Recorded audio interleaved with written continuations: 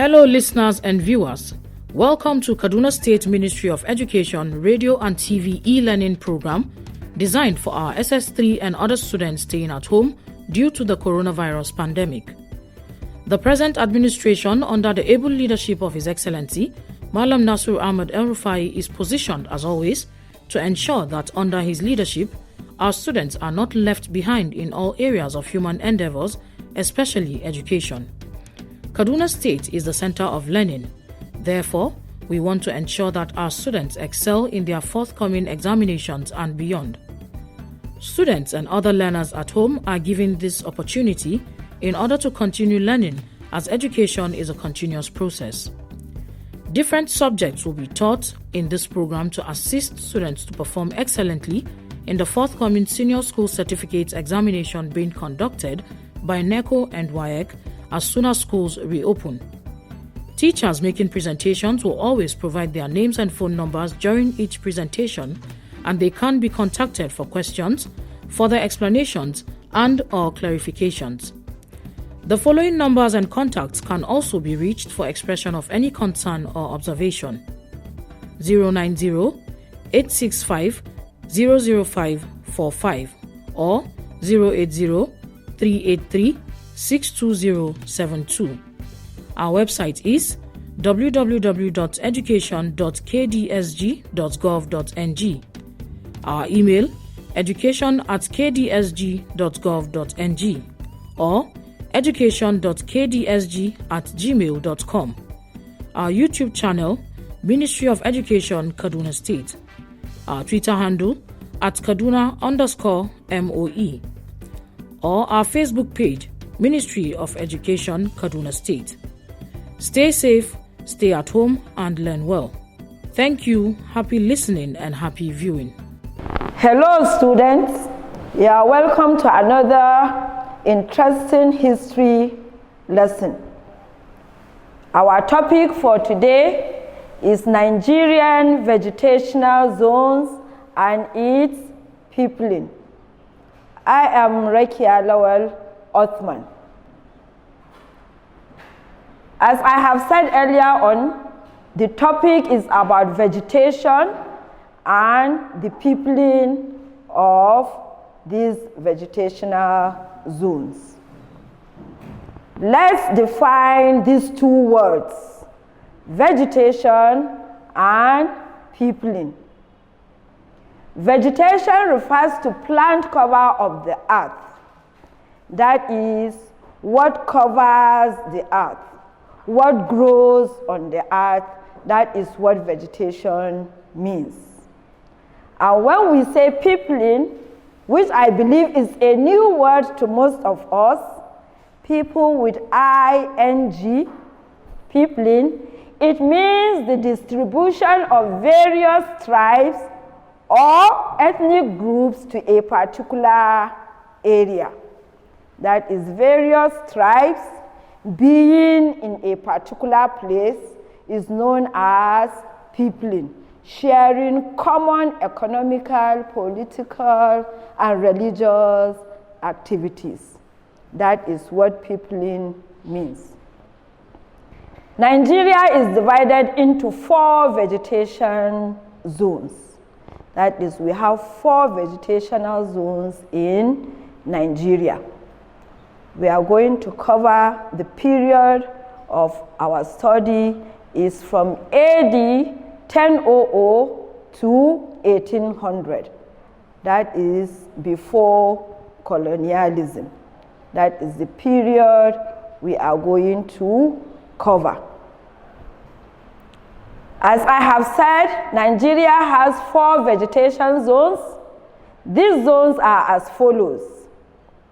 We have the savanna zone, which is near the desert. We have the semi-savanna zone, which is above the forest zone. Then we have the forest zone and the coastal area, or the coastal region, which is near the ocean. For us to understand this topic properly, we are going to study each zone under 7 aspects. First, we are going to talk about the peoples in this zone within the period of our study. Number 2, we are going to talk about the towns and cities that emerged in these 4 zones. Number 4, we are going to talk about the vegetation of these various zones we have. Number 4, we are going to talk on the crops that are being grown in each of these zones. We will also study the economic life of the people that lived in these 4 zones. We will also look at the political achievements of each of the 4 zones. And finally, we are going to study the religious activities, that is the religion they worship at this particular period. So we're going to take it one by one. Number 1, the Savannah zone. Among the inhabitants of this zone, that is the Savannah zone, which I said is near the desert, we have the Fulani, Hausa, Kanuri, Shua, Mandara, Kambari, Dakarkari, etc. These are the tribes or the ethnic groups that inhabit the Savannah zones. And the cities or the towns in this zone include Katsina, Kebbi, Zuru, Ingazargamu, Daura, Borno, etc. And when we are going to look at the vegetation of this Savannah zone, the area is close to the desert. The land is sandy with less quantity of rainfall, short grasses, thorny trees, and very few trees. If we say desert, we mean a place full of sandy area, a plain area. The trees are very short and few. We have few grasses and less quantity of rainfall. Animals are rare here more than any other zone. They do less of farming activities in the Savannah zone. Most of them are pastoralists, that is the rare animals. The zone is an open plain land and easy to penetrate. It is open and easy to penetrate because of the absence of hills, mountains, and oceans. It's just plain and easy to penetrate in the sense that smaller or bigger communities are able to conquer smaller ones due to the absence of these geographical barriers of the hills and mountains I explained earlier on. So they were able to establish bigger kingdoms and empires because it is easy to walk on. They use their horses to penetrate everywhere. They use their camels. And also people troop in for trading activities because they do not have difficulties in penetrating the area. When we come to the crops grown in the Savannah area, they include millet, beans, cotton, guinea corn, etc. When you look at the crops, you find out they are crops that do not need too much of rain. They grow on this sandy area comfortably.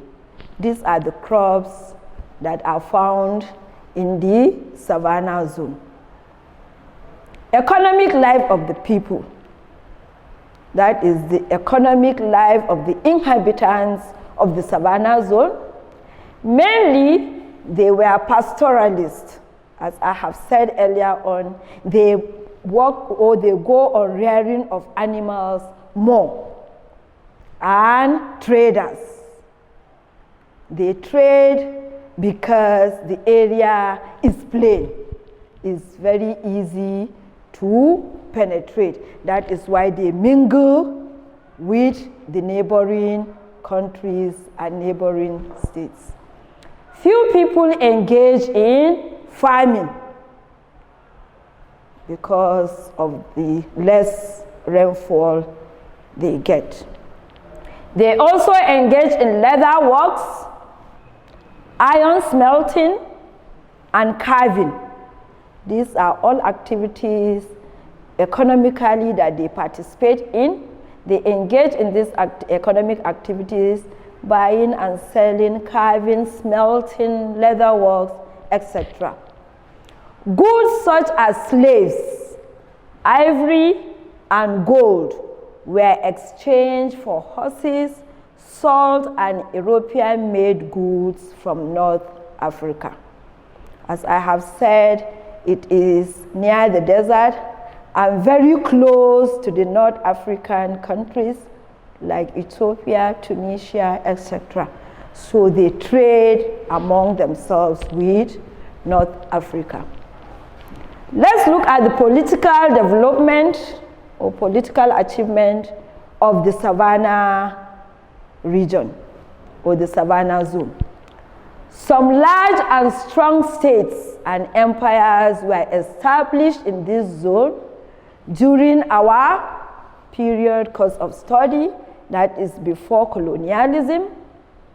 Example of these empires that were established during that period were Kanem Borno Kingdom, Kingdom of Kebbi, Gobir states, etc. I'm sure Kanem Borno is not a new word. Kebbi, Gobir, they are all large states and kingdoms that my history students are familiar with. So these kingdoms are at the Savannah area. This was made possible because of the openness of the region. The establishment of these kingdoms was possible because of the openness of this region. The relative absence of the geographical barriers such as mountains, hills, thick forests, etc. That is why they were able to conquer more smaller communities to establish bigger kingdoms.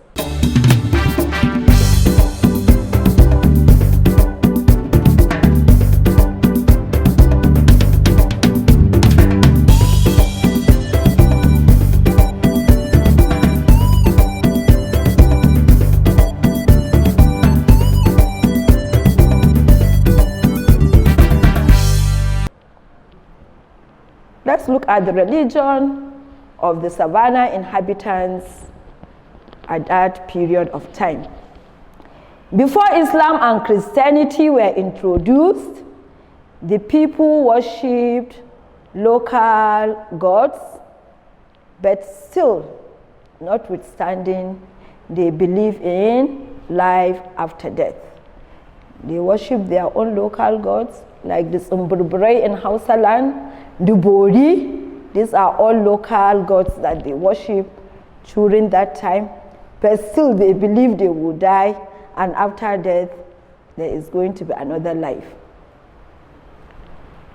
Having talked on the Savannah region, the second region or the second zone is the semi-Savannah zone. The people in this area, that is the inhabitants of the semi-Savannah zone, they include Fulani, Hausa, Nupe, Wagi, Angas, Langtang, Jukur, Java, etc. These are the people we find in the semi-savanna zone. The important towns in this area include Kano, Zaria, Wukari, Bidda, Bauchi, Lokoja, Gombe, etc. When you look at it, Gombe, Wukari, they are the Fulani towns. We have Bauchi too, Kano, Zaria, made of the Hausa, the Jaba. Then when you go to Bauchi again, you find Jukun, that is the old Bauchi. Then Bidda, you find the Nupe people. So these were the inhabitants of semi-savanna zone. The area is located above the forest zone. It has adequate rainfall, unlike the savanna zone that has very little rainfall. In the semi-savanna, it has adequate, therefore, tall trees, tall grasses, and a very fertile land, a thick forest is being found in this area. Since they have adequate rainfall, the land is good for farming of all sorts of crops. The semi-savanna people engage mostly on farming because they have adequate rainfall. They also rear animals in this area.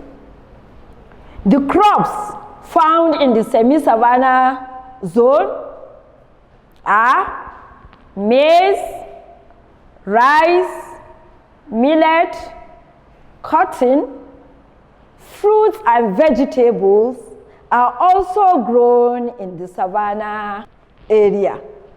Now let's look at the economic life of the semi-savanna people. The inhabitants of the semi-savanna zone indulge in farming due to the adequate rainfall they get. They also go on trade, craftsmanship, blacksmithing, bronze work, etc. Their own economic life is related with that of the savanna zone. They also go on farming, trade, craftsmanship, blacksmithing, and bronze work. The people traded in slaves, ivory, and kola nut with the people of the forest zone. The semi-savanna zone, I said, are just above the forest zone. Thereby, they indulge in trade among themselves. They also benefited from the trans-Saharan trade with North Africa. The political developments of this semi-savanna zone, the people of this area were able to form large and strong kingdoms and empires, while some were stateless societies. Examples: Nupe Kingdom, Hausa states, Jukun, Igala Kingdom, etc. They were also able to form these large and strong kingdoms. The Nupe Kingdom is a very large one. Hausa states, well known, so they are also found in this semi-savanna region. The religion, they worshipped local gods, they worshipped spirits, and they also believe in life after death before the introduction of Islam and Christianity. The third region or the third zone is the forest zone. The people of this area include Igbo, Yoruba, Tiv, and Idoma, Edo, etc. These are the people of the inhabitants of the forest zone. And some of their important towns include Old Oyo. You all have heard of the Oyo Empire. Ife, Benin, Makurdi, Otokbo, Enugu, Nsukka, etc. Enugu, Nsukka are for the Edo and the Igbo people. Makurdi for the Tiv and Idoma. Then the Yoruba have Oyo and Ife. So these are the important towns in the semi-savanna zone. In the semi-savanna zone, they have heavy rainfall.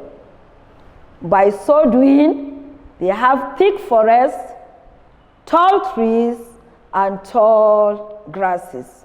Their area is not plain. Their area is not easy to penetrate because the forest is very thick, very bushy, tall trees due to the adequate rainfall or heavy rainfall they experience. Crops that are grown in the semi-savanna zone include cassava, yam, corn, palm oil, cocoa, etc. All these are grown in this area due to the heavy rainfall, and these crops need so much water to grow. The economic life of the people of the forest zone. They indulge in farming, definitely because they have adequate rainfall, trading, hunting due to their thick forest. They indulge in hunting, crafts such as carving, dyeing, basket making, canoe building, fishing, etc. These are the economic life of the forest zone inhabitants. Goods such as slaves, ivory, pepper were exchanged for gold, salt, and European-made goods from the savannah region. They traded in slaves, ivory, and pepper with the European along the coast because the forest zone is just very close to the coastal region, so the Europeans were able to trade with the people of the forest zone. The political development of these inhabitants of the forest zone, they established empires and small kingdoms. Some were stateless. Yes, they have empires, quite all right. That is the Oyo Empire, as I have said. But they also have small kingdoms because the area was not very easy for them to penetrate. It has geographical fittings like the mountains, the rivers, the hills. The religion they worshipped was, they worshipped their local gods also, like the Shango, the earth goddess, that is before the coming of Christianity. That is what they worship. Let's go to the last but not the least region. That is the coastal region, which is near the ocean. The area is very close to the ocean. The people of this area include Efik, Ibibio, Orobo, Kalabari, Ekwere, Ijo, etc. These are the tribes or the ethnic groups found in the coastal region. Their important towns and cities include Opobo, Old Calabar, Boni, Eko, Badagry, etc. These were the towns and cities in this coastal region. The area was characterized with thick forest, heavy rainfall, mangrove and swampy, creeks, tall trees and tall grasses. This is the area that is near the ocean. It has so much of rainfall almost throughout the year. Therefore, they have thick forests, mangrove, creeks. The area is not plain, it's not easy to penetrate. The crops grown in the coastal zone or the coastal region include cocoyam, such as cocoyam are grown in this area. This is the crop mainly found, cocoa, yam, and so etc. are grown in the coastal region.